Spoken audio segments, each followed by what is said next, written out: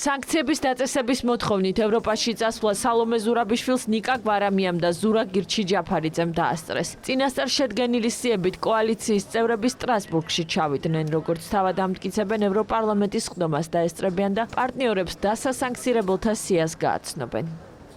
გვაქვს სხვადასხვა სიები წარმოებული იმ ადამიანების, რომლებიც ჩვენი აზრით დასასანქცირებელია და იქ არის ყველანაირი ტიპის ხალხი. 3 რეზოლუციის პროექტია მომზადებული 3 სხვადასხვა პოლიტიკური ჯგუფის მიერ. ექნება შეხვედრები და ალბათ პრესკონფერენცია ევროპარლამენტარებთან ერთად, კონკრეტულად საქართველოზე და მათ შორის ვეცდებით რომ კითხვებს უპასუხოთ. რა კითხვებიც იარსებებს აქ და უკვე ზეგი იქნება ამ რეზოლუციის გასვლა ევროპარლამენტის სესიაზე.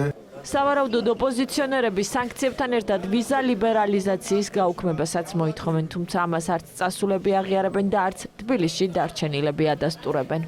ნიკა გვარამია, ბადრი ჯაფარიძე, სხვა ოპოზიციური პოლიტიკური პარტიები ჩვენ პარტნიორებთან ივლიან ამ საკითხებზე, მიაწვდიან ობიექტურ ინფორმაციას, თუ რა ხდება ქვეყნის შიგნით. სანქციებაზე იქნება საუბარი, წამებლები უნდა დასანქცირდნენ და ვიზა ლიბერალიზაციაზე არ ვიცი. ვიზა ლიბერალიზაციას გვარამია და ჯაფარიძე ვერ წყვეტს. საქართველოს მოქალაქეების წინააღმდეგ ქმედებაში გვარამია ჯაფარიძის კოალიციას მხარს სხვა ოპოზიციონერებიც უპამენ. დასასანქცირებელთა სია მათ სალომე ზურაბიშვილთან შეხვედრაზე მოამზადეს. ამტკიცებენ, რომ სანქციების დაწესება ქვეყანაში განვითარებული მოვლენების პირდაპირ პროპორციული იქნება.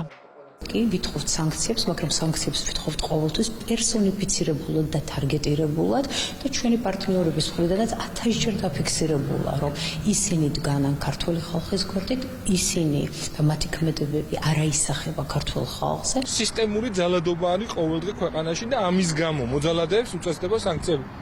აი, ჩვენ უნდა მიზეშედეგობრივი კავშირი უნდა დავინახოთ. ანუ ეს ძალადობა რო ხდება სისტემური და დემოკრატიის წინააღმდეგ და თავისუფლების წინააღმდეგ გადადგმული ამბიჯები, სანქციები მოყვება ამას. ოპოზიციის ქმედებები მართლ გუნდს არ აკვირვებს. პრემიერის და საგარეო საქმეთა მინისტრის განცხადებით ოპონენტების მიზანი ქვეყნის ინტერესების დაზიანებაა.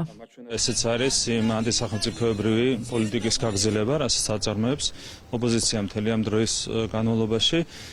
ისინი აჩვენებენ საკუთარ სახეს, ქვეყნის დასჯა, ქვეყნის უგუსლო, ეს არის მათი მიზანი და ინტერესი, თუმცა ამდენი ხნის განმავლობაში თქვენ ხედავთ, რომ მათ ვერაფრით ვერ დასაჯეს ჩვენი ქვეყანა, ჩვენი სახელმწიფო აგრძელებს განვითარებას. უკან არიხევენ არაფერზე და აგერ უკვე რამდენი წელია მონდომებით ითხოვენ ქვეყნის დასანქცირებას, საქართველოს მოქალაქეების დასანქცირებას და უმკაცრესი ზომების მიღებას ჩვენი ქვეყნის წინააღმდეგ. ეს არის მათი მამოძრავებელი, ეს არის მათი მიზანი და ძალიან სამწუხაროა, რომ ამ ადამიანებს ქვიათ ქართველი პოლიტიკოსები. შედარებით შორს წავიდა საპარლამენტო უმრავლესობა. ქართულ ოცნებაში კარგად ახსოვთ, როგორ ითხოვდა ოპოზიცია საქართველოსთვის კანდიდატის სტატუსი არ მიენიჭებინათ. გვახსოვს 2017 წლამდე როგორ ითხოვდნენ, დადიოდნენ ბრიუსელზე, კარდა ითხოვდნენ ვიზა ლიბერალიზაცია არ მიეცათ ქვეყნისთვის, მერე გვახსოვს როცა მივიღეთ რომ შეეჩერებინათ, ასევე გვახსოვს კანდიდატი ქვეყნის სტატუსის მინიჭებაზე რომ ითხოვდნენ რომ არ მიენიჭებინა ევროკავშირს, იგივე პირები, იგივე სახეები, იგივე სახელი გვარები, რომლებიც დღეს ითხოვენ დამატებით შეზღუდვებს ჩვენი ქვეყნისთვის, ეს სწორედ ეს პირები არიან, რომლებიც მთელი ამ წლების განმავლობაში ბრძოლას უცხადებენ ფაქტობრივად საკუთარ ქვეყანას. ძალიან დიდი შრიფტით არ აუბეჭდონ, იმიტომ რომ ქალბატონ სალომე შეიძლება გაუჭირდეს ხელბაღში ამ სიის მოთავსება, როგორც აღმოჩნდა ძალიან ბევრ ქვეყანაში უწევს მოგზაურობა. სხვა არავითარი ფუნქცია და არავითარი დანიშნულება ამ სიას არ აქვს, გარდა იმ ფურცლისა, რომელზეც დაბეჭდილი იქნება და არ მობეზდათ მაინც ამ სიებზე დასანქცირებების საუბარი. არ გვაინტერესებს, არ გვეშინია ბატონო. აგენტი ავტომატით ხელში კი არ დადის და ტერორისტივით კი არ აფეთქებს რაღაცეებს. აგენტის მოვალეობა ეს არის, რომ სხვა ქვეყნის ინტერესები გაატაროს საქართველოს ინტერესების საწინააღმდეგოდ საქართველოში. ოპოზიცია სანქციების დაწესების მოთხოვნით სტრასბურგშიც აქამდეც არაერთხელ წასულა. სია მიუნხენში მიაქვს სალომე ზურაბიშვილსაც. ეს ყველაფერი კი მმართველი გუნდისთვის იმის დასტურია, რომ ოპოზიციის ერთადერთი მიზანი ქვეყნის წინააღმდეგ მოქმედებაა.